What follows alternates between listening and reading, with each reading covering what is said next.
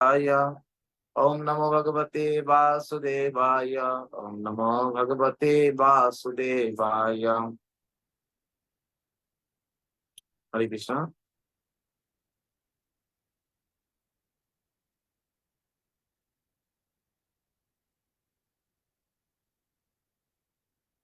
Class কি live হচ্ছে? Class live হচ্ছে মাতাজিরা? স্ক্রিনে লাইভ লেখা উঠেছে?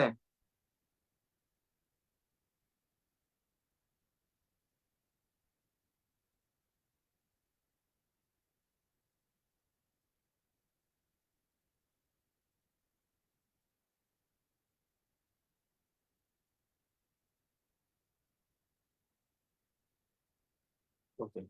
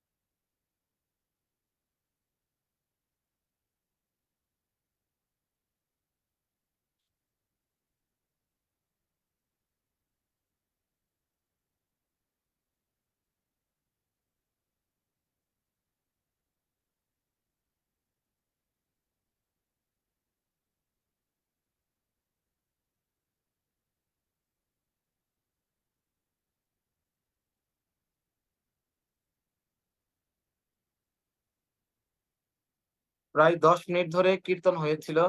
স্বামীজি তখন এসে উপস্থিত হলেন। তার পায়ের সাদা রবারের জুতোটি খুলে অত্যন্ত স্বাভাবিকভাবে তার অনুগামীদের সঙ্গে তিনি কার্পেটের উপর বসলেন। আর তার অনুগামীরা কীর্তন থামিয়ে তার দিকে তাকিয়ে রইল। তার পরনে একটি গোলাপি রঙের সোয়েটার, আর তার উপর একটি খদ্দরের চাদর জড়ানো। তিনি হাসলেন। তার দলের ছেলেদের দিকে তাকিয়ে তিনি তাদের ইঙ্গিত দিলেন, 1 2 3। তারপর তিনি জোরে জোরে হাততালি দিতে লাগলেন। 1 2 3। হরে কৃষ্ণ হরে কৃষ্ণ কৃষ্ণ কৃষ্ণ হরে হরে হরে রাম হরে রাম রাম রাম হরে হরে। 1 2 3। হরে 1 2 3। এইভাবে করেছিল প্রপাত সবাইকে। হ্যাঁ, যদিও তারা কোনো প্রকার ওই রকম বাদ্যযন্ত্র না বাজাতে পারলেও শিলা প্রভুপাদ তাদেরকে করতালির মাধ্যমে শিখিয়েছে। সেই তালে তাল দিয়ে তারা করতাল বাজাতে লাগলো। প্রথমে ভুল তালে, কিন্তু তিনি হাততালি দিয়ে তাল দিয়ে যেতে লাগলেন এবং ধীরে ধীরে সেই তালে তাদেরও তাল মিলে গেল। হাততালি আর করতালের শব্দে একটি সুন্দর ছন্দের সৃষ্টি হলো। তিনি একটি প্রার্থনা গাইতে শুরু করলেন, যা তারা কেউই এর আগে শোনেনি। বন্দে অহম শ্রীগুরো শ্রীযুতপদকমলম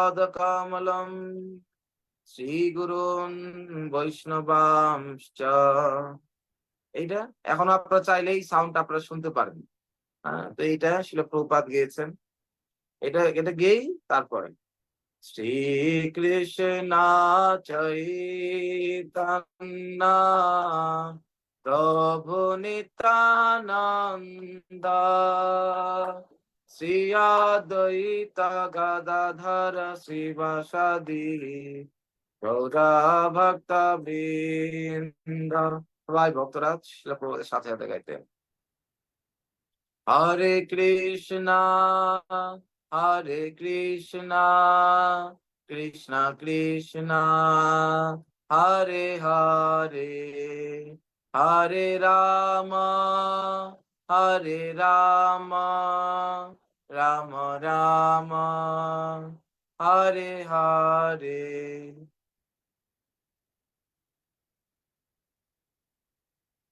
তার কণ্ঠস্বর হারমোনিয়ামের মতো মধুর আর বাংলা সুরে সমৃদ্ধ। একটি বিরাট এক গাছের নিচে কার্পেটের উপর বসে তিনি সেই অপূর্ব সুন্দর সংস্কৃত প্রার্থনাটি গেয়ে চললেন। কোনো ওইরকম বাদ্যযন্ত্র, ওইরকম কোনো ইনস্ট্রুমেন্ট নেই। কিন্তু তারপরে শিল প্রভুপাদের এই ধ্বনিটা যেন বৈকুণ্ঠ ধ্বনি, বৈকুণ্ঠ রব। যেন অনেক আলাদা একটা জগৎ থেকে যেন এই শব্দটা আসে। সবার কানে এরকম রূপে বাজতে লাগলো। সবাই যেন শুনছে এরকম, এই শব্দ তো আমরা কোনোদিন শুনি নাই। অনেক মিউজিক, অনেক গান, অনেক শব্দ শুনেছি। কিন্তু এইরকম শব্দ তো কখনো ইতিপূর্বে শুনি নাই। তাই সকলের মাইন্ড গ্র্যাব করে ফেললো। সবার মনকে এই শিল প্রভুপাদ মুখী করলো এই শব্দ তরঙ্গ। তার অনুগামীরা কেউ হরে কৃষ্ণ মহামন্ত্র ছাড়া আর কোনো মন্ত্র জানতো না। কিন্তু তারা স্বামীজিকে জানতো। আর তারা মগ্ন হয়ে তার সেই গান শুনতে শুনতে তাল দিয়ে যেতে লাগলো। রাস্তা দিয়ে চলমান ট্রাকের শব্দ আর দূর থেকে ভেসে আসা কঙ্গো ড্রামের শব্দ আর তাদের কানে প্রবেশ করছিল না। তিনি গিয়ে চলছেন, শ্রীরূপম সাগ্রজাতম সহগণ রঘুনাথন নিতম তম সজীবম। শেকলের বন্ধন থেকে মুক্ত কতগুলো কুকুর সেখানে এসে থমকে দাঁড়ালো। কতগুলো ছেলে এক দৃষ্টে স্বামীজির দিকে তাকিয়ে রইল। কিছু লোক আঙ্গুল দিয়ে স্বামীজিকে দেখে বিদ্রুপ করে বলল, এই এই সাধুটি কে? কিন্তু তার কণ্ঠস্বর এই জড়জগতের সমস্ত দ্বন্দ্বের ঊর্ধ্বে স্পন্দিত হতে লাগলো। তিনি গেয়ে চললেন, শ্রী রাধা কৃষ্ণ পাদান সহগণ ললিতা শ্রী বিশাখান্বিতাংশ্চ। আর তার ছেলেরা সেই সুরে তাল মিলিয়ে করতাল বাজিয়ে চলল। কি একটা অপূর্ব ধ্বনি! আপনারা চাইলে আপনারা এটা এই সাউন্ডটা ইউটিউবে গিয়ে সার্চ দিতে পারেন, শিল প্রভুপাদ হরিকৃষ্ণ মহামন্ত্র লিখে সার্চ দিলে পেয়ে যাবেন।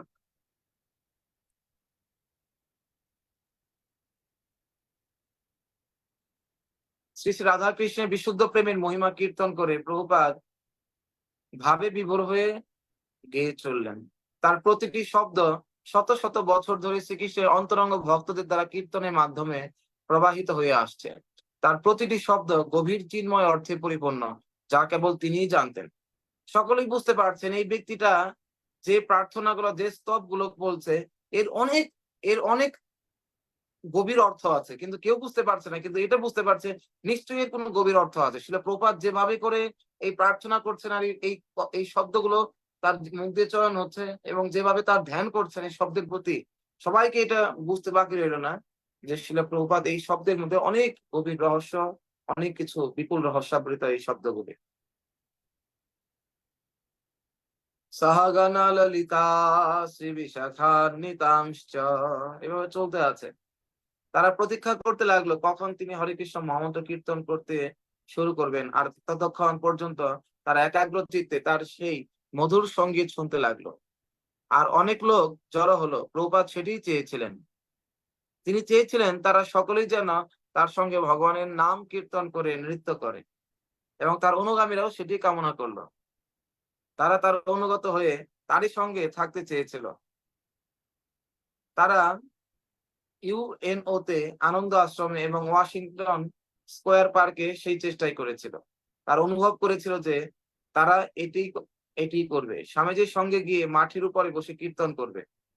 তারপর তিনি মহামন্ত্র কীর্তন করতে শুরু করলেন, হরে কৃষ্ণ হরে কৃষ্ণ কৃষ্ণ কৃষ্ণ হরে হরে হরে রাম হরে রাম রাম রাম হরে হরে।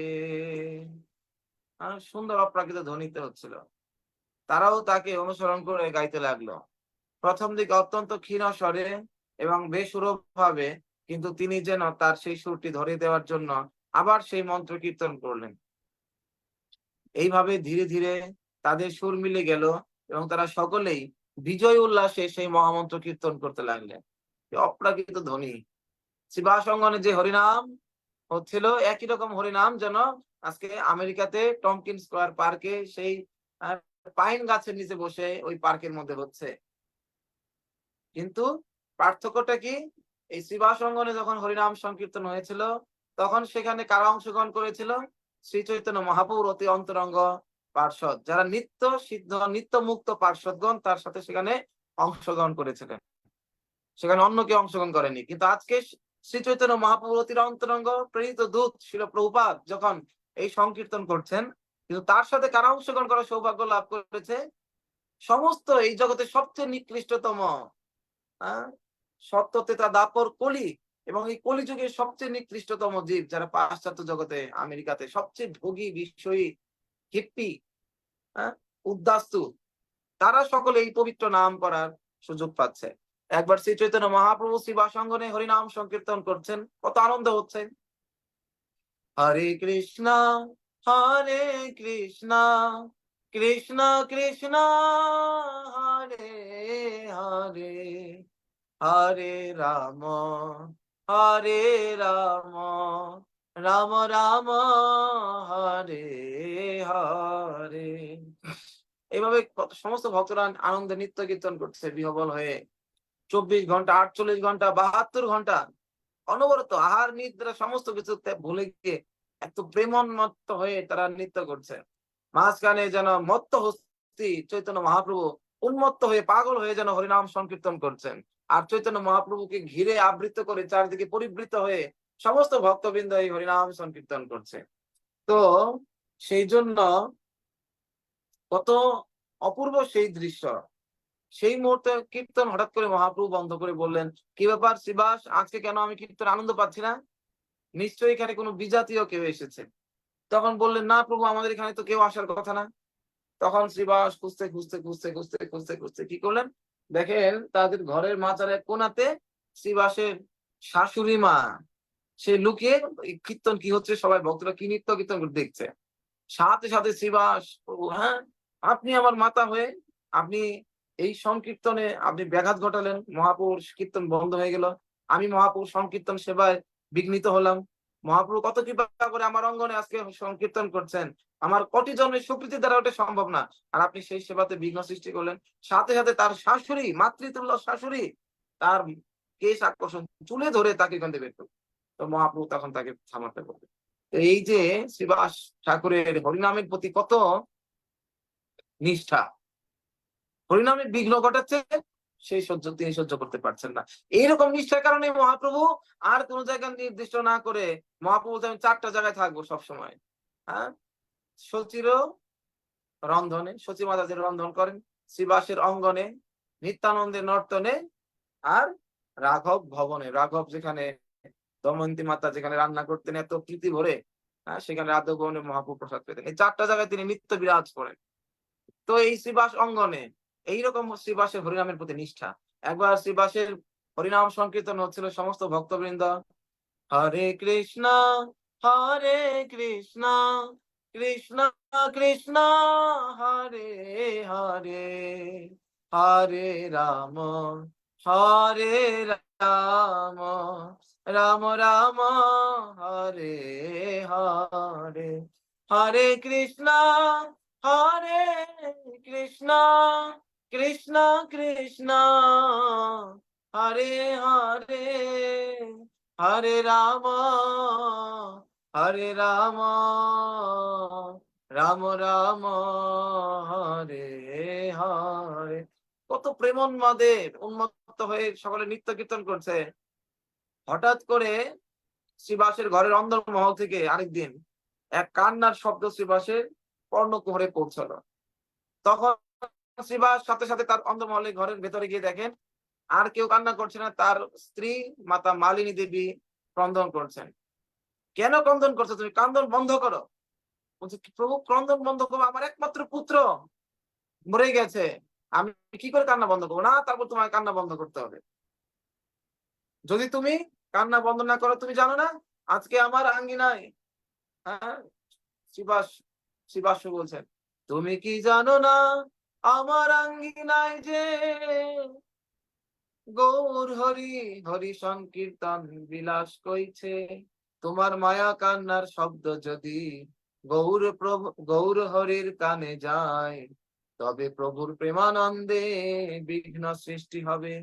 যদি প্রভুর প্রেমানন্দে বিঘ্ন হয়, তাহলে আমি গঙ্গায় ঝাঁপ দিয়ে এ প্রাণ বিসর্জন করব। তুমি যদি কান্না বন্ধ না করো, তাহলে প্রভুর প্রেমানন্দে বিঘ্ন ঘটবে, আমার আমার অঙ্গনে আজকে প্রভু নিত্য কীর্তন করছে, সংকীর্তন আন্দোলন, সংকীর্তন সভা হচ্ছে, আর সংকীর্তন বিলাস করছে।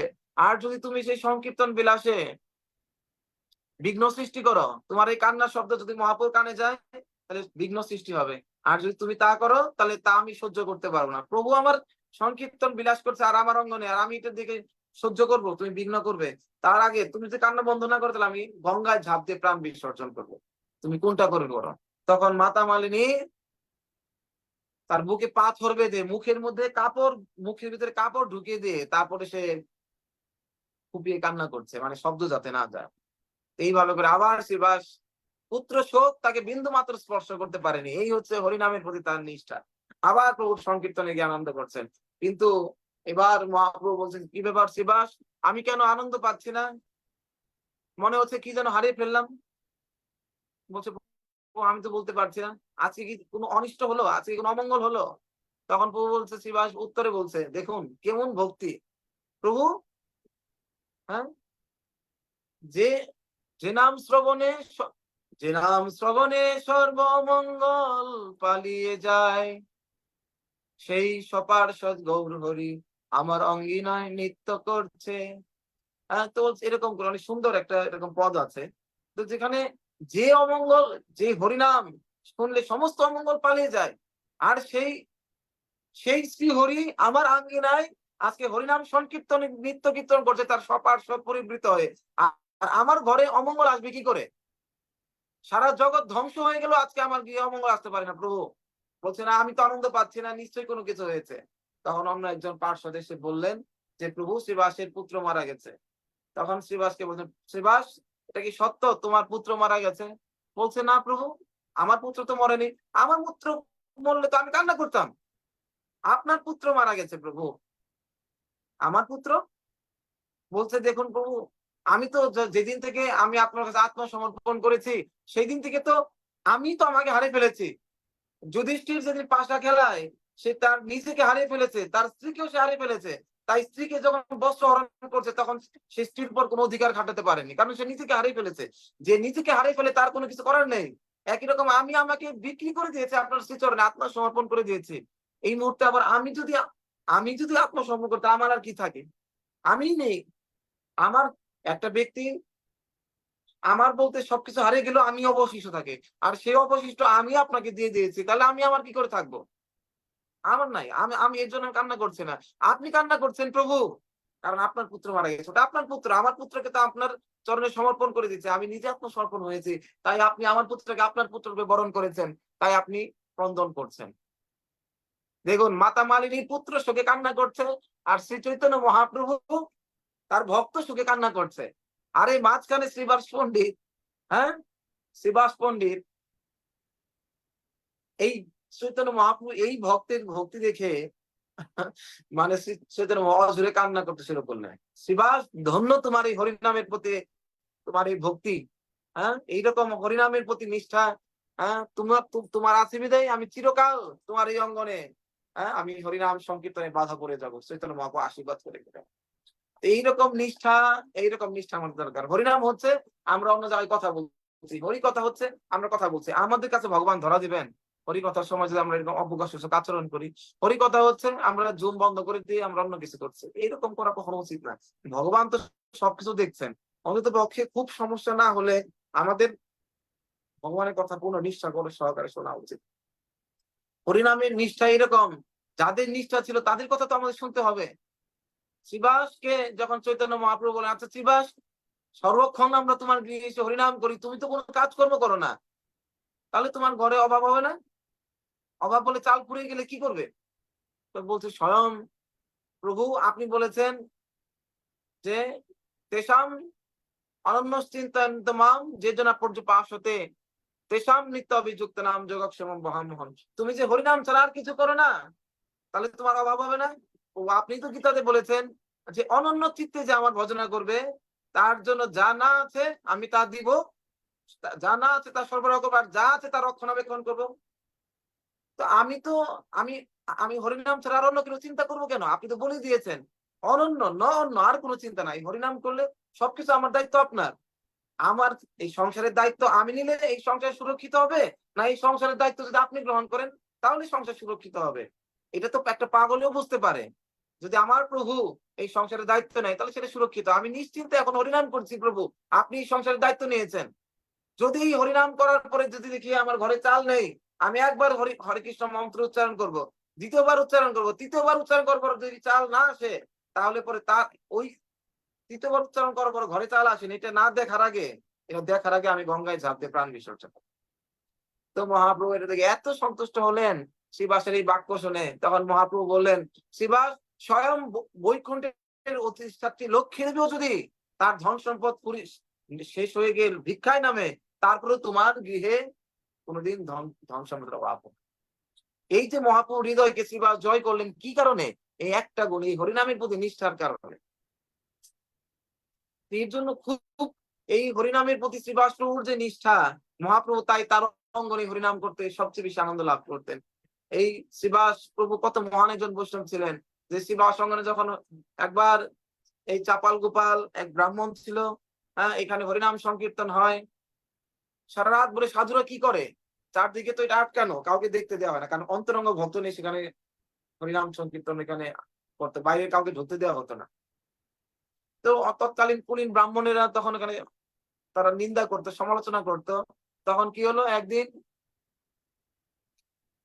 চাপাল গোপাল সে ভাবছে কি ব্যাপার, ওইখানে সাধুরা কি করে, এখানে মদ গাঁজা খায় না কি করে।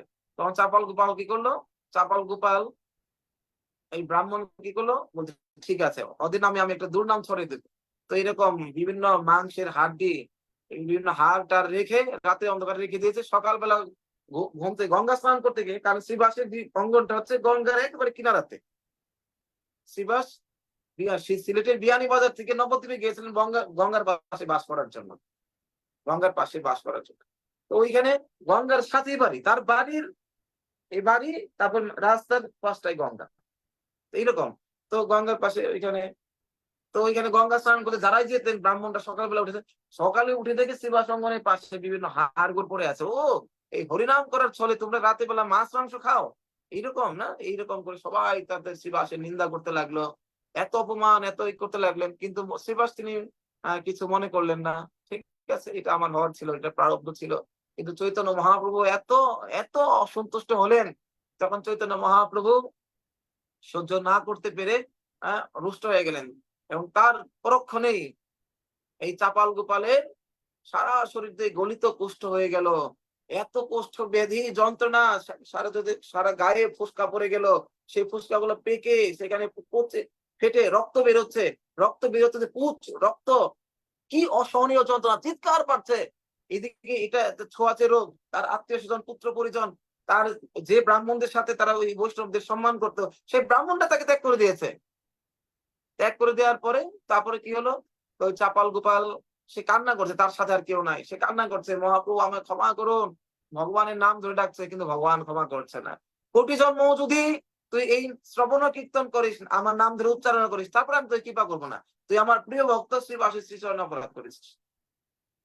তখন শ্রী চৈতন্য মহাপ্রভু, তখন শ্রীবাস এইভাবে করে বুঝতে পারলেন, হ্যাঁ এইভাবে করে সবাই একদিন এইরকম করে তার গলিত কুষ্ঠ সারা শরীরে কিরা বেরোচ্ছে, গলে কষে কষে পড়ছে, অঙ্গগুলো নড়তে পারছে না, পা দিয়ে দাঁড়াবে যে দাঁড়াতে পারছে না, পায়ের নিচেও তো এরকম করে মানে ক্ষত বিক্ষত হয়ে গেছে, মানে বসতে পারে না, বসে থাকতে পারে না, হেলান দিতে পারে না, শুতে পারে না, দাঁড়াতে পারে না, কিচ্ছু করতে পারছে না।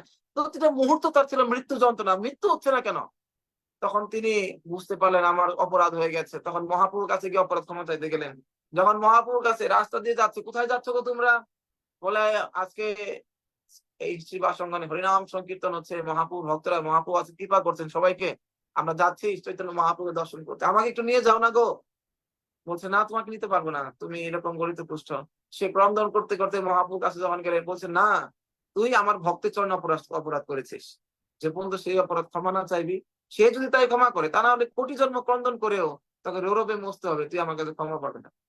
তখন তিনি শ্রীবাসের কাছে গিয়ে শ্রীবাসের পা ধরে তিনি মানে বিহবল হয়ে হাউমাউ করে কান্না করছে, আমি কত বড় অপরাধ করেছি, আমি আপনার স্বরূপ বুঝতে পারিনি, আমি এত মূর্খ একজন, আমার মধ্যে দুষ্টমতি, এর থেকে আরো জঘন্যতম শাস্তি পাওয়া উচিত, দয়া করে আমাকে মৃত্যু দান করুন, নাহলে শাস্তি দান করুন, আমাকে ক্ষমা করুন, আমার এই এই গলিত কুষ্ঠ, এই গলিত কুষ্ঠে আমার দেহে না যতখানি যন্ত্রণা হচ্ছে, আপনার মতো শুদ্ধ বৈষ্ণবের চরণে অপরাধ করছি, তার থেকে হৃদয়ের যন্ত্রণাটা আরো বেশি হচ্ছে। আমার কুষ্ঠে আমি আরো কষ্ট পাই, তার দুঃখ নাই, কিন্তু আমার হৃদয়ের যন্ত্রণা থেকে মুক্তি দান করুন। দয়া করে আমাকে অপরাধ ক্ষমা করুন। কারণ মহাপ্রভু আমাকে ত্যাগ করে দিয়েছেন। স্বয়ং ভগবান যাকে ত্যাগ করে তাকে কে গ্রহণ করতে পারে? ভগবান যাকে ছেড়ে দেয় তাকে ধরার আর কেউ থাকে না। দয়া করে সেই অবস্থা থেকে আমাকে বাঁচান। তো এই কথা বলার পরে তখন কি হলো? তখন তখন শ্রীবাস প্রভু অঝরে কান্না শুরু করছেন। হ্যাঁ, আমি কত পাষণ্ডী, আমি কত অপরাধী, যে আজকে একজন ভক্ত আমাকে আপনি ভক্ত বলছেন। একজন ভক্ত অন্য ভক্তের আনন্দের কারণ। যে ভক্ত অন্যকে কষ্ট দেয় সে কিসের ভক্ত? আজকে আমার কারণে যদি আপনি এত কষ্ট পাচ্ছেন, ভুগছেন, তাহলে আমি কিসের ভক্ত? আমি কোনো ভক্ত না। তাই আমি মহাপ্রভুর কাছে প্রার্থনা করছি, প্রভু আমি তো ভক্ত না, সে আমার জন্য অপরাধ করেনি। তাই যদি আমার সাথে দুর্ব্যবহার করার কারণে, আমি যেহেতু আপনার ভৃত্য, আমি আপনার কোনো সেবা করেছি, তার কারণে যদি আমাকে দাস রূপে মেনে আপনি যদি তার কাছে অপরাধ নিয়ে থাকেন, তাহলে প্রভু দয়া করে আমাকে অপরাধ থেকে মুক্ত করুন। আমার কারণে সে কষ্ট পাচ্ছে, এর থেকে বড় আর কি কষ্ট হতে পারে? আমার কারণে একজন ব্রাহ্মণ যে কষ্ট পাচ্ছে, একটা জীব কষ্ট পাচ্ছে, দয়া করে আমাকে অপরাধ মুক্ত করুন। যদি একটু সেবাও আপনার চরণে করে থাকি, সেই সেবার বিনিময়ে হলেও একে আপনি গলিত কুষ্ঠ মুক্তি করুন। এই যে বৈষ্ণবের প্রার্থনা, এই প্রার্থনা শুনে শ্রী চৈতন্য মহাপ্রভু তুষ্ট হইল মন। সাথে সাথে মহাপ্রভু তাকে তার গলিত কুষ্ঠ থেকে মুক্তি দান করে দিলেন। হ্যাঁ, এবং গলিত কুষ্ঠ থেকে মুক্তি দান করার পরে মহাপ্রভু তখন কি করলেন? তখন বলছে, তুমি তখন এত সুন্দর নব যৌবন সম্পর্কে একটা দেহ লাভ করলেন। এই দেহ লাভ করার পরে তিনি কি বলছেন? যে হায় হায়, না প্রভু আমাকে কেন এত সুন্দর দেহ দান করলেন? এই দেহ পাওয়ার পরে তো আবার আমার অহংকে আসবে। এই জগতে জন্ম, ঐশ্বর্য, শ্রুত, শ্রীভি, এই চারটা জিনিস অহংকারের সৃষ্টি করে। তো এই আমার এত সুন্দর দৈহিক সৌন্দর্য, এটা আমার অহংকারের সৃষ্টি করবে। আর এই অহংকারই হচ্ছে এই বৈষ্ণব অপরাধের মূল কারণ। এতদিন এই শ্রীবাসের চরণে অপরাধ করেছিলাম কোন অহংকারের কারণে? কুলের অহংকার, উচ্চ কুলে ব্রাহ্মণ কুলের জন্মগ্রহণ হয়েছিল, সেই কুলের অহংকারে আমার গর্ব খর্ব হয়ে গেল। কিন্তু এখন আপনি আমার রূপের অহংকার দান করলেন প্রভু, তাহলে আবারও আমার অপরাধ হবে। মহাপ্রভু বললেন, না আমি আশীর্বাদ করছি, শ্রীবাস তোমাকে দীক্ষা দান করবে, এর মাধ্যমে তুমি, না মহাপ্রভু তাকে দীক্ষা দান করলেন, আমি কৃপা করছি, তোমার আর সেটা হবে না। মহাপ্রভু তাকে দাস রূপে গ্রহণ করলেন। সেই চাপাল গোপালকে তখন দীক্ষা দান করার পরে তার নাম দিলেন কি?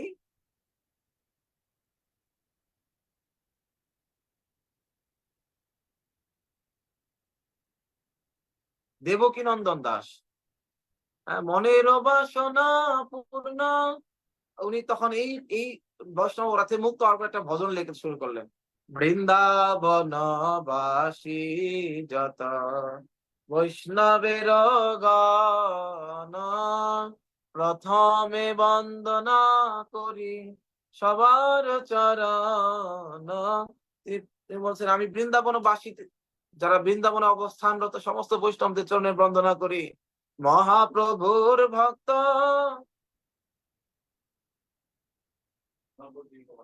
নীলাচলবাসী যত মহাপ্রভুর গান, ভূমিতে পড়িয়া বন্ধু সবার চরণ। আর নীলাচলে যারা মহাপ্রভুর গণ, মহাপ্রভুর সঙ্গে রথ রথগ্রভাগে নৃত্য করছেন, সেই মহাপ্রভুর গণদের শ্রীচরণ আমি আমি বন্দনা করি। নবদ্বীপবাসী যত মহাপ্রভুর ভক্ত, সবার চরণ বন্ধু হইয়া অনুরক্ত।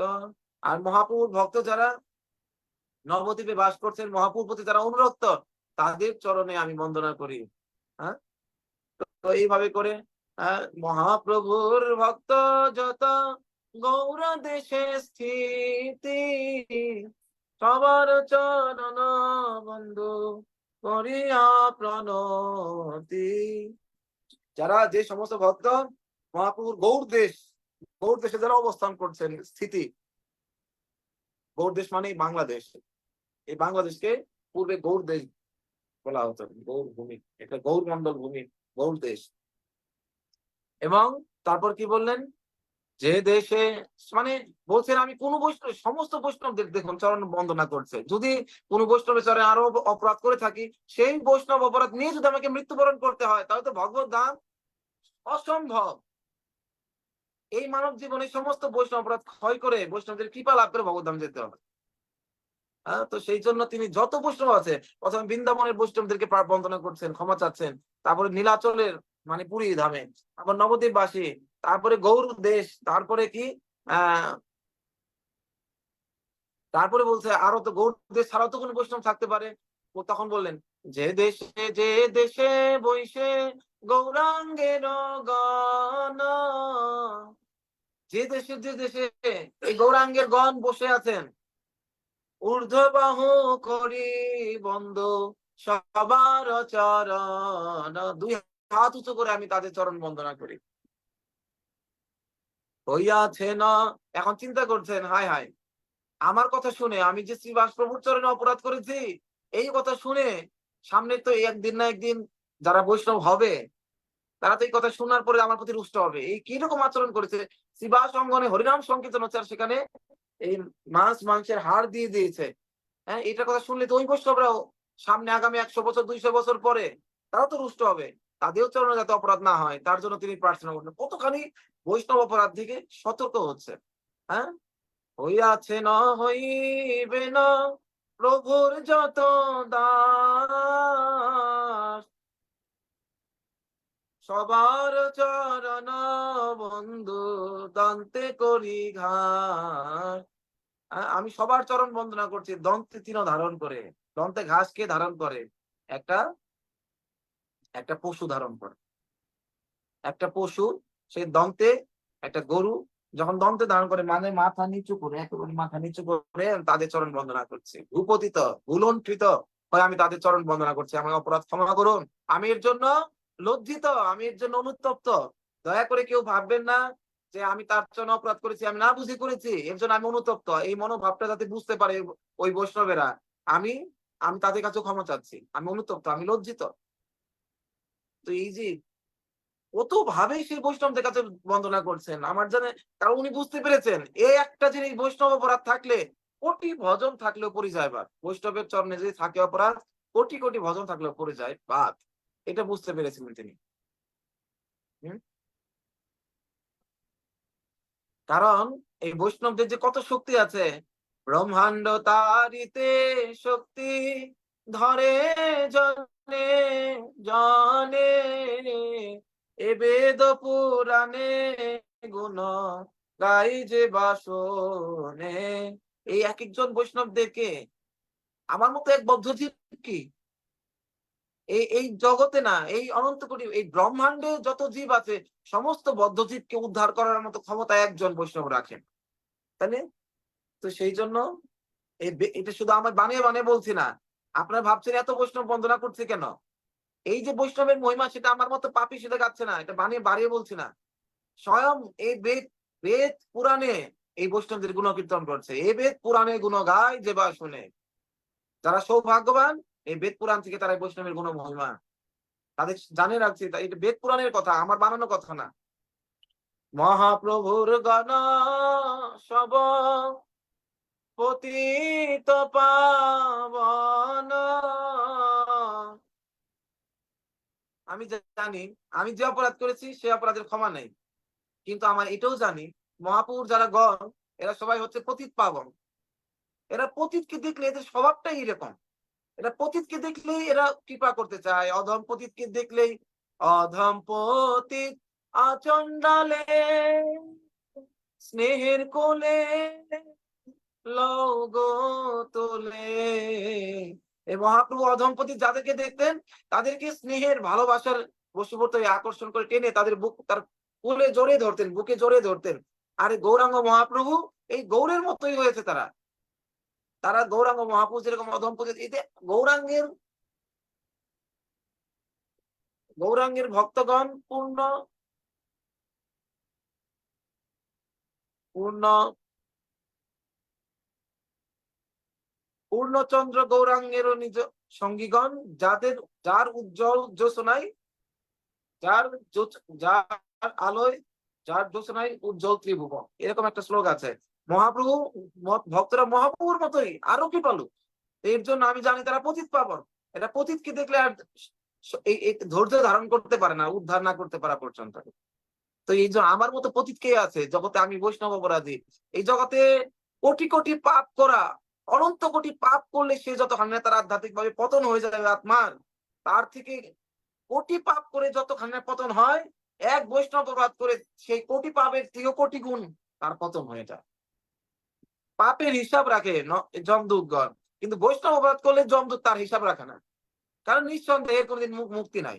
যদি ভগবান এসে ওই বৈষ্ণব এসে যদি নরক থেকে উদ্ধার করে তাহলে হবে, হিসাব বাদ দিয়ে দেয়। যখনই বৈষ্ণব অপরাধ হয়েছে তখন লেখা বাদ দিয়ে দেয় তারা, না এর হিসাব রাখা দরকার নেই। এটা কতখানি ভয়ঙ্কর এটা বুঝতে পেরেছিলেন এই চাপ্পাল গোপাল। তিনি পদে পদে তার এই যে গলিত কুষ্ঠ রোগ হচ্ছিল, মহাপ্রভুর কৃপায় এটা বুঝতে পেরেছিলেন। এই বৈষ্ণব অপরাধ কত ভয়ঙ্কর এটা বুঝতে গেলেও অনেক ভক্তি জীবনে অনেক উন্নত স্তরে যেতে হবে। যে ভক্ত যত বেশি উন্নত হবে সে তত বেশি বৈষ্ণব অপরাধকে ভয় পাবে, আর যার যত বেশি বৈষ্ণব অপরাধকে ভয় কম সে তত কনিষ্ঠ। আমরা দেখি কৃষ্ণরাজ কবিরাজ গোস্বামী পাদ চৈতন্য চৈতামৃত রচনা করতে গিয়ে প্রতি অধ্যায়ে অধ্যায়ে শুরুতে মাঝখানে শেষে কারণ তিনি বৃন্দাবন দাস ঠাকুরের চরণ বন্দনা করছেন। তার চরণে যেন অপরাধ না হয় আমার, তার মস্তকে তার চরণ বন্দনা করি মস্তকে, এরকম করে বারবার করে বৃন্দাবন দাস ঠাকুরে রচনা করেছেন। কারণ এই কবিরাজ গোস্বামীর আগে এই চৈতন্য মহাপ্রভু লীলা সম্বন্ধে রচনা করেছেন বৃন্দাবন দাস ঠাকুর, যিনি স্বয়ং ব্যাসদেবের অবতার। তিনি ভাবছেন তার লেখার পরে আবার আমার নতুন করে লেখাটা একটা ঊর্ধ্বতা, কিন্তু যেহেতু বৃন্দাবন বাসী বৈষ্ণবরা আমাকে আদেশ করেছেন লেখার জন্য, আমি তার জন্য লিখছি, কিন্তু এটা আমার ইচ্ছাতে না। কিন্তু তারপরে তিনি ভয় পাচ্ছেন। এই মদন মোহন স্বয়ং তাকে লেখার জন্য আজ্ঞামালা, যখন তিনি মদন মোহনের কাছে অনুমোদন নিতেন গেলেন, মদন মোহন স্বয়ং তার গলা থেকে আজ্ঞামালা খুলে কবিরাজ গোস্বামীকে দিয়ে দিলেন, যাও তুমি লেখা শুরু করো। এই 90 বছর বয়সে বৃদ্ধতর অবস্থায় তিনি লিখেছেন। লেখার পরেও তিনি ভয় পাচ্ছেন, যদিও মদন মোহন অনুমোদন করে দিয়েছেন, কিন্তু কিন্তু যদি আমার বৈষ্ণবের চরণে অপরাধ হয় বৃন্দাবন দাস ঠাকুরের চরণে, তারপরেও মদন মোহন আবার আমাকে ত্যাগ করতে বিন্দু মাত্র তিনি আমাকে বিচার করবেন না, এই ভয় তার ছিল। বারবার করে এর জন্য দেখবেন চৈতন্য চৈতামৃতে প্রতিটা অধ্যায় প্রথমে মাঝখানে লাস্টে বারবার করে তিনি বৃন্দাবন দাস ঠাকুরের কাছে আমার যেন কোনো কিছু তিনি যা লিখেছেন চৈতন্য ভাগবতে আমার যাতে সেটা পুনরাবৃত্তি না হয়, সেই জিনিসগুলো বাদ দিয়ে লিখে গেছেন। দেখুন সেগুলো বাদ দিয়ে যেগুলো যেগুলো লেখেননি সেগুলো সেই লীলাগুলো তিনি লিপিবদ্ধ করেছেন। কত ভয় ছিল তার। এরকম না আমি বড় বৈষ্ণব হয়ে গেছে, আমার এত বৈষ্ণব অপরাধে ভয় নাই। যার বৈষ্ণব অপরাধে যত ভয় কম হয় তার মানে সে তত কনিষ্ঠ বৈষ্ণব। যে বৈষ্ণব অপরাধে যত বেশি ভয় পায় সে তত উন্নত। ভক্তি পদে যত উন্নতি লাভ হবে তত তার বৈষ্ণব অপরাধে ভয় হবে। এই কথা কে বলেছেন? মহারাজ রঘুগণ, যখন তিনি ভরতের চরণে অপরাধ করেছিলেন। মহাভাগবত ভরত, তখন কি হয়েছিল? তখন ভরত মহারাজ কাঁধে করে রঘুগণকে নিয়েছিলেন। তখন ভরত মহারাজ তিনি তো সমস্ত জীবের প্রতি সমদর্শী, হেঁটে যাচ্ছেন, পিঁপড়া সামনে আসছে, পিঁপড়াকে পারিয়ে যাবেন না, এই জন্য লাফ দিয়ে যাচ্ছেন, লাফ দিয়ে। আর এই জন্য তার শিবিকা পালকিটা কি হচ্ছিল, এরকম ঝাঁকুনি হচ্ছিল। আর এতে বারবার করে বিরক্ত হচ্ছিল মহারাজ রঘুগণ।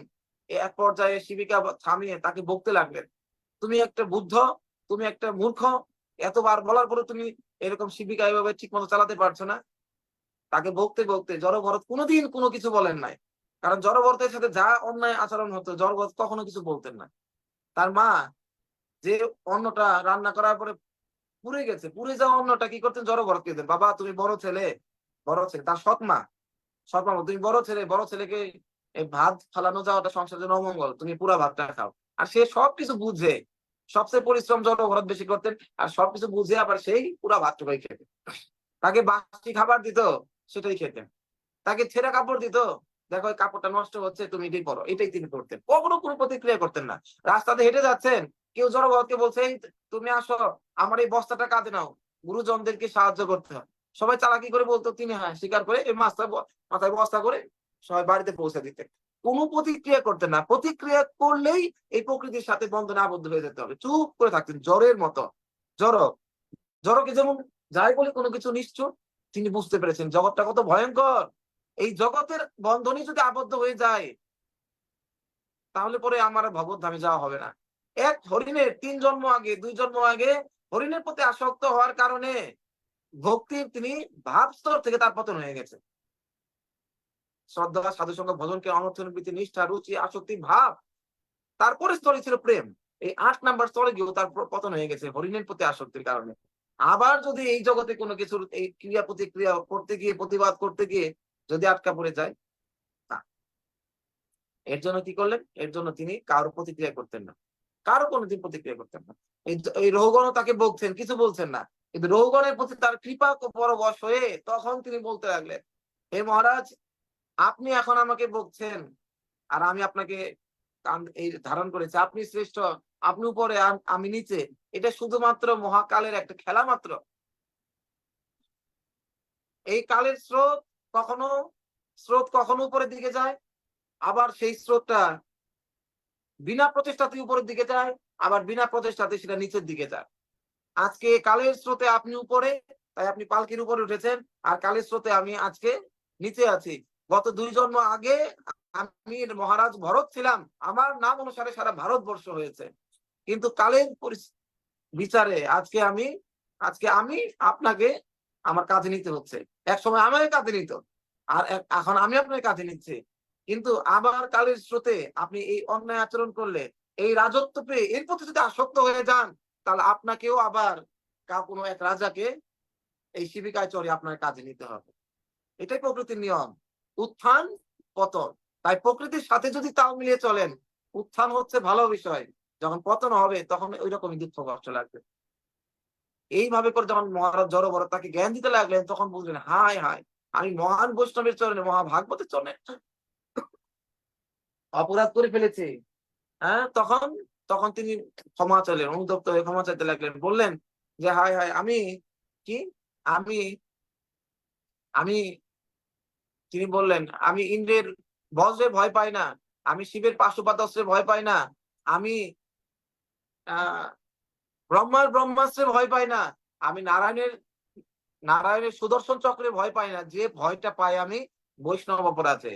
কারণ এই সমস্ত চক্রগুলো, অস্ত্রগুলো আমার একটা জীবন, একটা দেহকে নষ্ট করে ফেলবে। কিন্তু এই বৈষ্ণব অপরাধ অনন্ত কোটি কালের জন্য আমাকে এই মানব জীবন পাওয়ার সুযোগ তো বন্ধ করে দিবেই, বরঞ্চ আমি আর ভগবত ধামে যাওয়ার লাভ করতে পারবো না। ভগবত ধাম দূরে থাকুক, এই মানব দেহ আর লাভ করতে পারবো না। তো সেই জন্য এটা এটা বুঝতে পেরেছিলেন, এই অপরাধ। তো এর জন্য একজন ভক্তিতে যত উন্নত হয়, তখন তার তত এই অপরাধের প্রতি ভয়ের মাত্রা বেড়ে যায়, তার সাবধানতা। এই সাবধানতা, বৈষ্ণবদের প্রতি নিষ্ঠা, একটা ভজন আছে, বৈষ্ণবের নিষ্ঠা। তো এই বৈষ্ণবদের প্রতি নিষ্ঠা আমাদের মানে বাড়ার মাধ্যমেই আমরা আসলে কৃষ্ণের প্রতি নিষ্ঠা বৃদ্ধি করতে পারি। বৈষ্ণবদের প্রতি নিষ্ঠা মানে আমি বৈষ্ণবদের চরণে অপরাধ করব না। বৈষ্ণবদের এটা খুব গুরুত্বপূর্ণ। তো সেই জন্য তিনি, এটা আমাদের জন্য শিক্ষণীয় যে চৈতন্য মহাপ্রভু এই শ্রীবাস অঙ্গনে কেন হরিনাম করেছিলেন? মহাপ্রভু শ্রীবাসের নামের নিষ্ঠা দেখে, এই নামের প্রতি নিষ্ঠা দেখে। একই রকম শিলা প্রভুপাদ এই টমকিন স্কোয়ার পার্কে এই হরিনাম সংকীর্তন করছিলেন। তো আমাদের 5 মিনিটের মতো আছে। আজকে আমি আসলে শিলা প্রভুপাদ লীলাতে হঠাৎ করে মহাপ্রভু লীলাতে প্রবেশ করে গেছি। তো মহাপ্রভু লীলা গুলাতে বলতে বলতে একের পর একটা লীলা বলতে বলতে আসলে অনেক ভেতরে প্রবেশ করে গেছিলাম, যার জন্য কোন দিক দিয়ে সময় চলে গেছে বুঝতে পারিনি। আমরা ভগবদ্গীতা থেকে একটা শ্লোক অন্তত পড়ি, যেটা আমাদের ধারাবাহিক। ওম নমো ভগবতে বাসুদেবায়। ওম নমো ভগবতে বাসুদেবায়।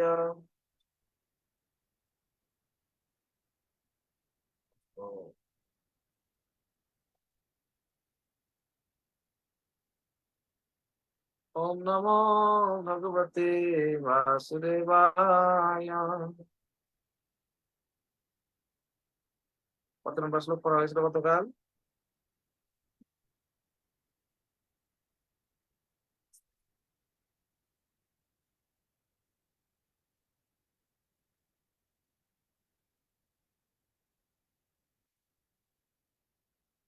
46 নম্বর।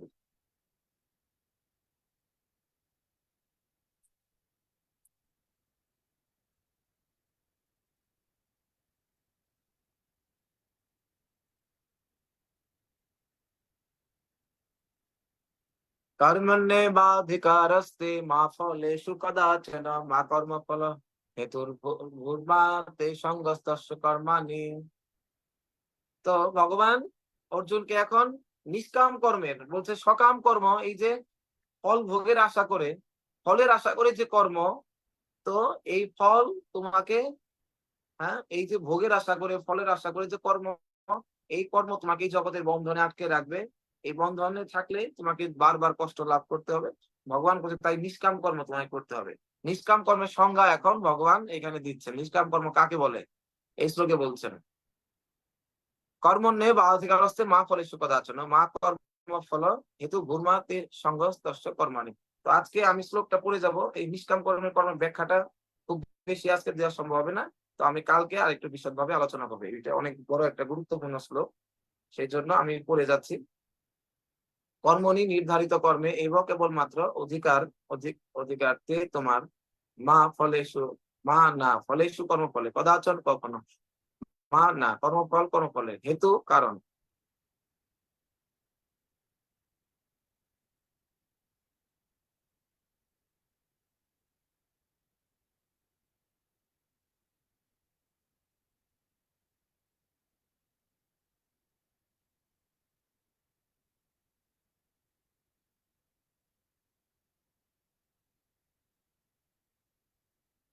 কদাচন কখনো, মা না কর্মফলের হেতু কারণ, ভূ ভয় মা না তে তোমার সঙ্গ আসক্তি অস্তু হোক অকর্মণিক সদম অনুষ্ঠান না করা।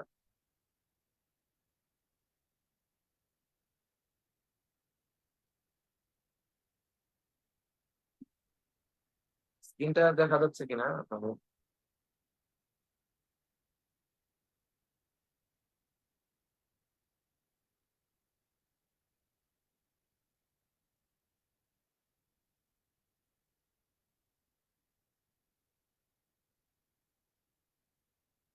আশা করি এখন দেখা যাচ্ছে। নিজ অধিকার মাত্র কর্ম করে যাও, কর্মফল নাহি চাও আসক্তি ঘোচাও। কর্মফল হেতু সদা না হইবে তুমি, অনুকূল কর্ম যেই সেই কর্মভূমি। স্বধর্ম বিহিত কর্মে তোমার অধিকার আছে, কিন্তু কোনো কর্মফলে তোমার অধিকার নেই। কর্মে অধিকার আছে কিন্তু ফলে কোনো তোমার অধিকার নেই। কত গুরুত্বপূর্ণ কথা। কখনো নিজেকে কর্মফলের হেতু বলে মনে করো না, কখনো স্বধর্ম আচরণ না করার প্রতিও আসক্ত হয়েও না। এই কর্মফলের হেতু তুমি নিজেকে ভাবো না যে আজকে আমি করেছি বিধায় এই ফলটা পেলাম। হ্যাঁ? আমি খাওয়ার পরে ভগবান যদি হজম না করে দেন, তাহলে সেটা হজম হবে না। তাহলে আমি কি করতে পারি এই জগতে আমরা দেখবো, সেগুলো তাৎপর্য অনেক সুন্দর বর্ণনা করেছে। এখানে আমাদের তিনটি জিনিস সম্বন্ধে বিবেচনা করতে হবে: কর্তব্য কর্ম, খেয়াল খুশি মতো কর্ম এবং নৈষ্কর্ম। কর্তব্য কর্ম হচ্ছে প্রকৃতির তিনটি গুণের দ্বারা বদ্ধ অবস্থায় জাগতিক কর্ম। বাসন্তী মাতা স্ক্রিন টাচ হচ্ছে। খেয়াল খুশির মতো কর্ম হচ্ছে শাস্ত্র অথবা গুরুদেবের অনুমোদন ব্যতীত কর্ম, এবং কর্তব্য কর্ম হচ্ছে, খেয়াল খুশি মতো কর্ম হচ্ছে কি, যে শাস্ত্রের বা গুরুদেবের অনুমোদন ব্যতীত, এবং কর্তব্য কর্ম সম্পাদন না করাকে বলা হয় নৈষ্কর্ম। আমরা ভালো করে বুঝবো, তিন রকমের কর্ম। একটা কর্তব্য কর্ম, কর্তব্য কর্ম মানে শাস্ত্রে যেটা বলেছে ওটাকে বলে কর্ম। আর খাম খেয়ালি মতো যে কর্ম, মানে যদি নিজের খেয়াল খুশি যা ইচ্ছা তাই করলাম, হ্যাঁ, নিজের খেয়াল খুশি মতো কর্ম করাটা, সেটা হচ্ছে নৈষ্কর্ম। আর তৃতীয়টি হচ্ছে কি, না সরি, খাম খেয়াল খেয়াল খুশি মতো কর্মটা হচ্ছে, যেটা হচ্ছে শাস্ত্র যা বলা আছে তার বিরুদ্ধ কর্ম। গুরু কৃষ্ণ শাস্ত্র যা বলে তার বিরুদ্ধে করা আছে, ওটা বিকর্ম। একটা হচ্ছে কর্ম আর একটা বিকর্ম। আর নৈষ্কর্ম মানে, নৈষ্কর্ম কি, প্রথমে কর্তব্য কর্ম, আর নৈষ্কর্ম মানে হচ্ছে কি কর্তব্য, একটা হচ্ছে শাস্ত্র অনুসারে কর্তব্য কর্ম সম্পাদন করাকে কর্ম বলে, আর কর্তব্য কর্ম না করাটাকে নৈষ্কর্ম বলে, যাকে বলে অকর্ম। ভগবান অর্জুনকে নিষ্কর্মা না হতে উপদেশ দিয়েছিলেন। তিনি তাকে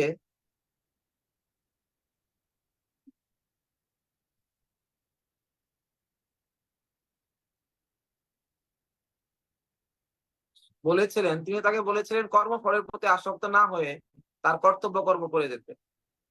কারণ মানুষ যখন তার কর্মফলের প্রত্যাশা করে তখন সে কার্যকারণে জড়িত হয়ে জড়বন্ধনে আবদ্ধ হয়ে পড়ে। এভাবেই সে কর্মের ফলস্বরূপ সুখ অথবা দুঃখ ভোগ করে।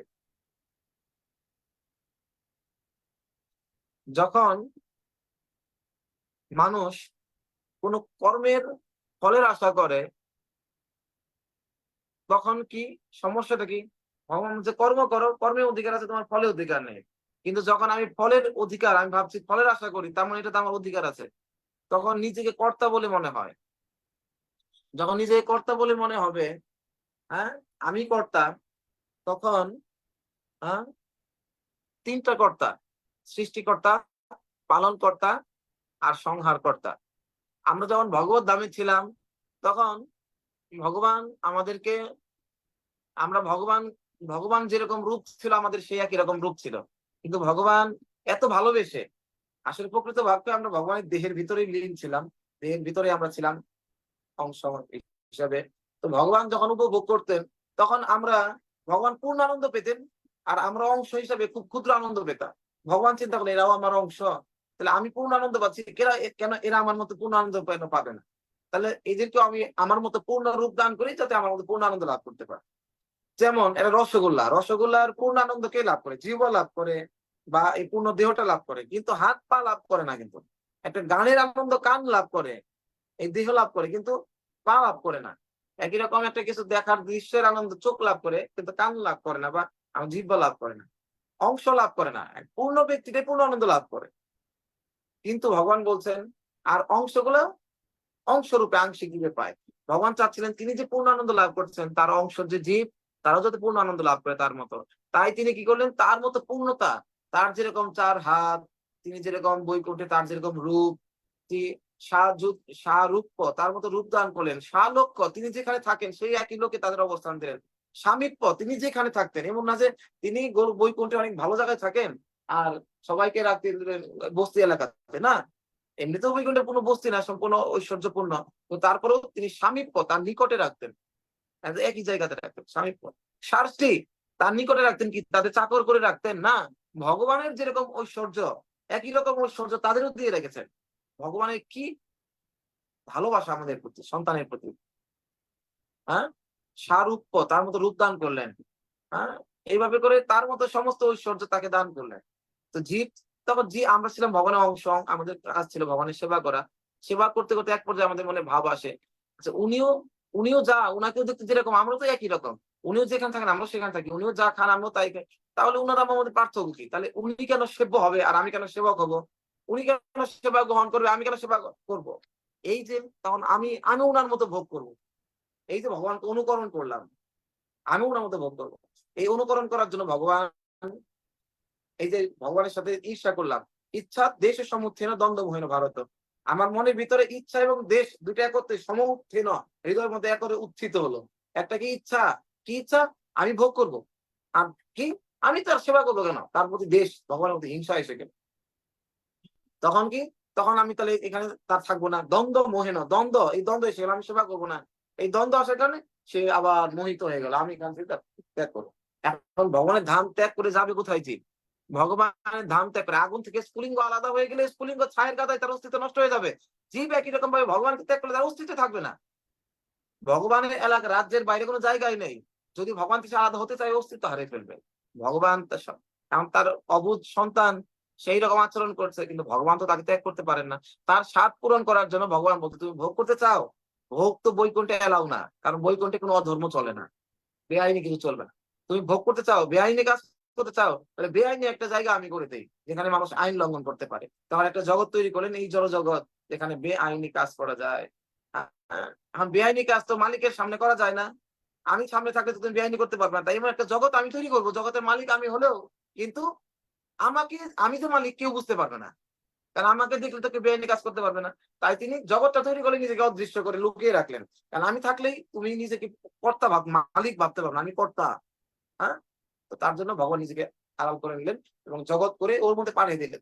জীব যখনই ভাবে আমি কর্তা, তখনই, যখন ভাববে এই ভগবান আছে, যখন দেখতে পাবে, নিজে বুঝতে পারবে আমি তো তাহলে কর্তা না, আমি দাস, তখন সে অপরাধ করতে পারবে না। তুমি অপরাধ করতে গেলে, পাপ করতে গেলে তাকে কি করতে, ভোগ করতে গেলে তাকে নিজেকে কর্তা, নিজেকে মালিক ভাবতে হবে। ঠিক আছে? এই মালিক ভাবলেই সে নির্বিচারে, কোনো বিচার করে, কোনো ভয়ে, নির্ভয়ে পাপ করে যেতে পারবে। কিন্তু যখনই নিজেকে মালিক না ভাববে, ভাবে মালিক আরেকজন আছে, আমি মালিক না, তখনই সে পাপ করতে ভয় পাবে, বাধা সৃষ্টি হবে। তার জন্য ভগবান তাদের যাতে পাপ করতে পারে, যদি ভোগ করতে চাচ্ছে, তার জন্য নিজেকে লুকিয়ে নিলেন। কোনোভাবেই বোঝা সম্ভব না। একটি জন্মের সময় এই লোকটা জন্মের সময় এই জায়গাটা নিয়ে আসে নাই, কিন্তু কিছুদিন পরে তার নাম কি হয়ে গেল, না সেই এই বাড়ির মালিক, এই জায়গার মালিক। জন্মের সময় কিছু নিয়ে আসলো না, অথচ কি সবকিছুর মালিক সে হয়ে গেল। কত ভয়ঙ্কর! আমরা দেখলাম, সে নিজের চোখে দেখলাম এই জগতে কেউ কিছু নিয়ে আসে না, তারপর কিছুদিন পর বলে আমি মালিক। তার মানে কি? এইটাই হচ্ছে মায়া। সবাই দেখার পরেও পশ্চান্নপি ন পশ্যতি, দেখার পরেও তারা বুঝতে পারছে না।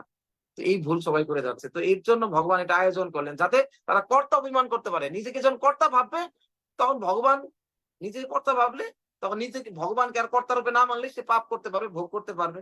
আর এই ভোগ করার মাধ্যমে সে ভোগ করলে যে তার ভোগের ফলস্বরূপ ভোগান্তি ভোগ করবে। ভোগান্তি ভোগ করতে করতে করতে করতে সে বুঝতে পারবে, না রে বাবা, এই ভোগের মাধ্যমে যে আনন্দটা আমি বলোকে পেয়েছিলাম বৈকুণ্ঠে, সেই আনন্দটা এই ভোগে না, ভগবানের সেবাতে আনন্দ। আবার তখন ভগবানের কথা মনে পড়বে, তখন ভগবানের সেবা করার মাধ্যমে ভগবানের কাছে ফিরে আসবে। এর জন্য এটা ভগবান আমাদের বুঝিয়ে দিচ্ছেন যে কর্ম করো। যারা তুমি সত্যিকার অর্থে অনেক ভোগ করেছো, কষ্ট পেয়েছো, এখন যদি মুক্ত হতে চাও, তাহলে কর্ম করো, ফলের আশা করো না। ফলের আশা করলে পরেই তখন আর তোমাদের কর্তা অভিমান আসবে। আমরা এই জগতে এসে আমাদের কর্তা অভিমান এসেছি কিনা? ভগবান যেরকম তিনটা কর্তা, সৃষ্টিকর্তা, পালনকর্তা, সংহারকর্তা, তো আমরাও নিজেদেরকে এরকম সৃষ্টিকর্তা ভাবি। ছেলেকে জন্ম হয়েছে, হ্যাঁ, তোকে জন্ম কে দিছে? ভগবান জন্ম দিছে না আমি জন্ম দিছি? হ্যাঁ, তাহলে নিজেকে সৃষ্টিকর্তা বলে দাবি করি। আবার কি বলি, হ্যাঁ, তোর যে মুখে যখন খাবার কে তুলে দিছে? ভগবান মুখে খাবার দিছে, ভগবানের নাম করতেছস। হ্যাঁ, আমি তোকে খাবার দিতেছি, 3 বেলা খাবার তোর মুখে কে জুগিয়ে দিছে? আমি। তারপর নিজেকে এখন পালন কর্তা বলে দাবি করছে। আবার যখন আমার কথা মতো শুনবে না, তাকে শাসন করছি আমরা। আমার অধস্তন যে আছে তাকে শাসন করছি। নিজে আমি নিয়ন্ত্রণ করছি, সেখানে সংহার কর্তা। শুনবি তাহলে কাজ করবি, শুনবি না তাহলে বাদ হয়ে যায়, আউট। তোকে আমি দেখবো না, আউট। তার মানে আমি নিজেকে সৃষ্টিকর্তা, সংহারকর্তা, ধ্বংসকর্তা সবই ভাবছি। মানে তার মানে আমি কি হলাম? আমি ভগবান। জীব ভগবানই তো হওয়ার জন্য আসছে, তো ভগবান তাদেরকে ভগবান মানে দিচ্ছে। কিন্তু এমন ভগবান হয়ে আমরা কষ্ট পাচ্ছি, যার কারণে এই জগতে আমরা, এর জন্য এই কর্তব্য বিমান ত্যাগ করতে গেলে ফল লাভের আশা আমাদেরকে বাদ দিতে হবে। এই সকাম কর্ম, নিজেকে কর্তা অভিমান, কর্তা অহমিতি মন্যতে, অহংকার ও বিমূঢ় আত্মা। এই অহংকারী, অহংকার আসে কোথা থেকে? এই অহম যা কিছু এই জগতে আছে, যখন নিজের ভাবি তখনই অহংকার আসে, তখন কর্তা আসে, তখনই এই অহংকারের ফলে তখন আমরা কি যাই? অহংকার ও বিমূঢ় আত্মা। সেই আত্মাগুলো তখন বিমূঢ়, বিমূঢ় মানে অত্যন্ত মূর্খের মতো আচরণ করে, মূর্খের মতো আচরণ করে, তখন নির্ভয়ে তখন পাপ করে। এই পাপের কারণে তার কত তাপ আছে, কত কষ্ট ভোগ করতে হবে, সেটা সে ভুলে যায়। এর জন্য সমস্ত কিছুর মূল, এই জগতে বন্ধনের কারণ, যে কর্তা ভাবার কারণ হচ্ছে এই ফলের আশা করা। তাই অর্জুন, তুমি ফলের আশা করো না, এই ফলে তোমার অধিকার নেই। যদি তুমি এই ফল ভোগ করার আশা করো, তাহলে এই জগতের বন্ধন, এই জগতের কষ্ট, করাল কষাঘাতে তোমাদের কষ্ট পেতে হবে। আর যদি এই ফলটা আমাকে অর্পণ করো, তাহলে তোমার এই জগতের দুঃখ বিষ ভোগ করতে হবে না, তুমি এই জগতের বন্ধন থেকে মুক্ত হবে। ফল যদি তুমি ভোগ করো সকাম কর্মের দ্বারা, তাহলে তোমাকে এই জগতে থাকতে হবে, কষ্ট পেতে হবে। আর ফল যদি, তাহলে হচ্ছে তোমার বন্ধনের কারণ। আর এই ফল যদি আমাকে দাও, তাহলে বন্ধন মুক্তির কারণ। ভগবান এটা বুঝাচ্ছেন। আমরা কালকে আরো বিস্তারিত বলবো। কর্তব্য কর্মকে আবার 3টি ভাগে ভাগ করা যায়। দেখুন, কর্তব্য কর্ম 3 ভাগে ভাগ করেছে: বিধিবদ্ধ কর্ম, সংকটকালীন কর্ম, আবার আকাঙ্ক্ষিত। এই যে কর্ম, শাস্ত্রের কর্মকে 3 ভাগে ভাগ করছে, শাস্ত্র বিহিত কর্মকে: বিধিবদ্ধ, সংকটকালীন এবং আকাঙ্ক্ষিত কর্ম। কোন রকম ফলের প্রত্যাশা না করে শাস্ত্রের অনুশাসন অনুসারে বিধিবদ্ধ কর্ম, কর্তব্য কর্ম হচ্ছে সত্যগুণের কর্ম। কোন ফলে আশা না করে শাস্ত্রে বলছে তাই করছি, এই সত্যগুণের কর্ম। আর ফলের আশা করে, এই আকাঙ্ক্ষিত কর্ম, ফলের আশা করে যে কর্ম করা হয় তা হচ্ছে রজগুণের কর্ম। আর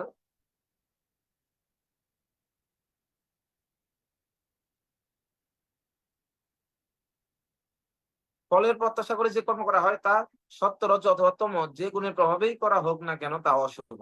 কারণ ফলের প্রত্যাশা করা মানেই কর্মবন্ধনে আবদ্ধ হওয়া। কর্তব্য কর্ম সকল কি করতে হবে, কথাটা আবার পড়ি আমরা।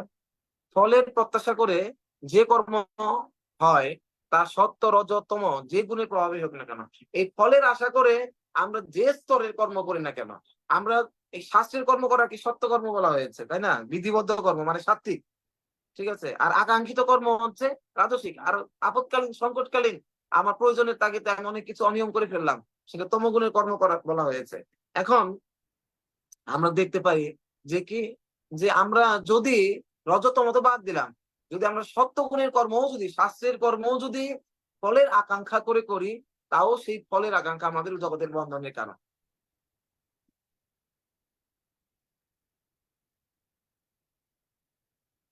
হ্যাঁ, তাই তা সত্য রজতম যে গুণের প্রভাবেই হোক না কেন তা অশুভ। কারণ ফলের প্রত্যাশা করা মানেই কর্মবন্ধনে আবদ্ধ হওয়া।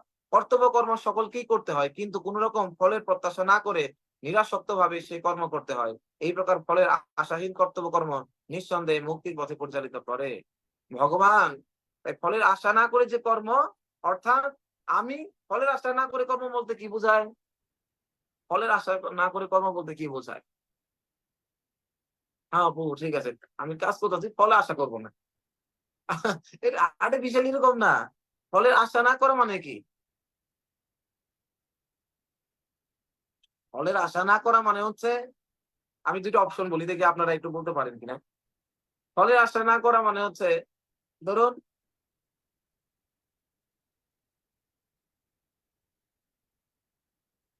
আমি কর্ম করছি, কর্ম করার পরে আমার আয় উপার্জন করছি, আয় উপার্জন করার পরে একটা নির্দিষ্ট একটা মাত্রা ভগবানকে দিতে হবে, এই একটা কর্ম। আরেকটা হচ্ছে আয় উপার্জন করার পর নির্দিষ্ট একটা সংখ্যা আমার জন্য রাখতে হবে, এই একটা কর্ম। এখন এর মধ্যে কোনটা কে বলতে পারেন দেখি, এটা এটা কি হতে পারে? কোনটা ফলের আশা করে কর্ম আর কোনটা ফলের আশা না করে কর্ম? কেউ বলতে পারেন, হ্যান্ড রেজ করতে পারেন।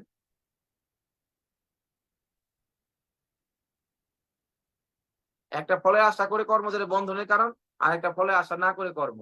একটা কর্ম হচ্ছে আমি আয় উপার্জন করে কিছু ভগবানকে, আমি কিছু একটা অংশ ভগবানের জন্য দিব। আরেকটা আয় উপার্জন করে কিছু অংশ আমার জন্য রাখবো।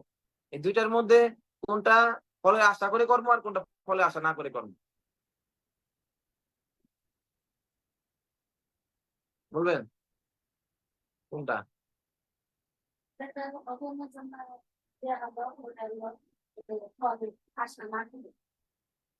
যেটা আমি একটা একটা একটা সংখ্যা ভগবানকে দিলাম, ওটার ফলে আশা না করে।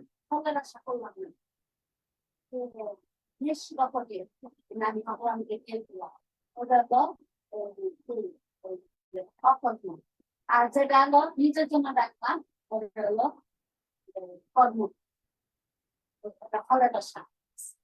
উত্তরটা ঠিক হয়েছে, কিন্তু বিষয়টা হচ্ছে আমি যে আঙ্গিকে প্রশ্নটা করেছি সেটা হচ্ছে, এটা আমাদেরকে মানে আপনি যে আনসারটা করছেন আনসার ঠিক, মানে যেটা হচ্ছে ভগবানকে দিয়ে হবে সেটা। কিন্তু আমি যে প্রশ্নটা করেছি সেটা হচ্ছে ফলের, আমি নিষ্কাম কর্ম কোনটাকে বলতেছি। মনে করুন কর্ম করার পরে, মানে কর্ম করার পরে ভগবান কিছু দেওয়া। ভগবানকে কিছু দেওয়া মানে কি? তার মানে ভগবান, টাকাটা পুরোটা আমার, টাকাটা পুরোটা আমার, কিছুটা ভগবানকে দিলাম, ব্যাপারটা বুঝো।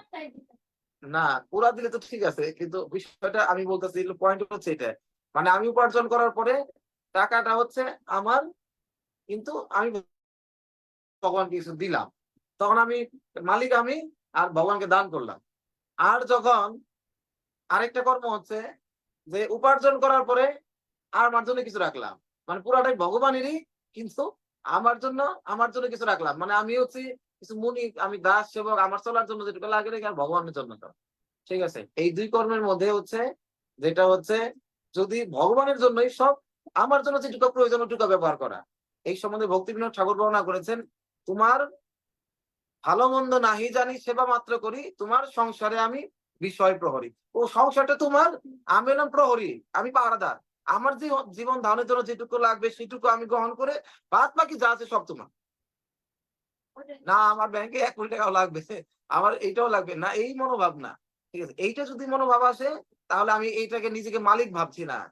এই মনোভাবের কারণে তখন কি ফলের আশা না করে কর্ম। সেই কর্ম তাকে এই জগতের বন্ধন থেকে মুক্ত করবে। আপনি যেটা বললেন সম্পূর্ণ ওটা দিতে পারলে তো পূর্ণরূপে ইতি মুক্ত হয়ে গেল। বিমুক্তি। হ্যাঁ। ভগবান তাই অর্জুনকে উপদেশ দিয়েছিলেন, ফলাফল না ভেবে নিরাসক্ত ভাবে যুদ্ধ করে তার কর্তব্য কর্ম করে যেতে। তার যুদ্ধে যোগ না দেওয়াও ছিল অন্য এক প্রকারের আসক্তি। এই প্রকারের আসক্তি কাউকে মুক্তির পথে চালিত করে না। হ্যাঁবাচক অথবা না বাচক যে কোনো প্রকার আসক্তি বন্ধনের কারণ। কর্তব্য কর্ম থেকে নিষ্কর্মের মতো বিরত থাকা পাপ। তাই কর্তব্য বোধে যুদ্ধ করাই হচ্ছে সে যুদ্ধ করাই ছিল অর্জুনের পক্ষে মুক্তির একমাত্র শুভ পথ। হরে কৃষ্ণ। তো এটা খুব গুরুত্বপূর্ণ শ্লোক। তো আসলে আমরা এই বিষয়ে কালকে আবার আমরা আরো বিস্তারিত ভাবে আলোচনা করব। তো আজকে আমি আসলে টাঙ্গাইল থাকার কারণে মির্জাপুরে আমি রওনা হব। সময় শুনলাম অনেক বৃষ্টি হচ্ছে। এর জন্য আর যেতে পারলাম না। এর জন্য যেতে গেলে হয়তো রাস্তায় আটকা পড়ে যেতাম। ওই সময় প্রচুর ঝড় বৃষ্টি হচ্ছিল। এর জন্য এখান থেকে ক্লাসে একটু টেকনিক্যাল কিছু সমস্যা হচ্ছিল। তো যাই হোক, তারপরেও আপনারা শুনতে পেরেছেন, অংশগ্রহণ করেছেন। আজকে ইউটিউবে আমরা আপলোড করতে পারিনি ভিডিওটা, এটা আমরা ফেসবুকে করেছি। তো আমরা ইউটিউবে আপলোড করে দিব। তো সবাইকে আবারও একই অনুরোধ করছি, সবাই কৃপা করে আমাদের এই ভিডিও গুলো শেয়ার করবেন, আর বিশেষ করে আমাদের চ্যানেলটা সবাইকে শেয়ার করে সবাইকে সাবস্ক্রাইব করার জন্য, হ্যাঁ, সাবস্ক্রাইব করার জন্য উৎসাহিত করবেন। আমাদের এই ফ্যামিলিটাকে বড় করার জন্য, চৈতন্য মহাপ্রভুর এই পরিবারটাকে, কৃষ্ণ ভাবনামৃত প্রচারের পরিবারকে বৃহৎ করার জন্য সবাই সক্রিয় ভূমিকা রাখবেন। আপনার যারা পরিচিত আছে, আপনার দূরে যেতে হবে না। আমাদের পরিচিত ৫ জন, ১০ জন, ১৫ জন ব্যক্তি আছে। আমরা তাদেরকে একটু বলতে পারি যে এই চ্যানেলটা সাবস্ক্রাইব করুন। তাহলেই ভগবানের কথা তার কাছে চলে যাবে। আর আমরা এই ভগবানের কথা বিতরণের সৌভাগ্য ভাগীদার হতে পারি। হরে কৃষ্ণ। বাঞ্ছাকল্পতরুভ্যশ্চ কৃপা সিন্ধুভ্যেব চ পতিতানাং পাবনেভ্যো বৈষ্ণবেভ্যো। আনন্দকলি বৈষ্ণববৃন্দ কি জগদ্গুরু শ্রীল প্রভুপাদ কি সাহাবে গৌর ভক্তবৃন্দ। জয় গৌর প্রেমানন্দে।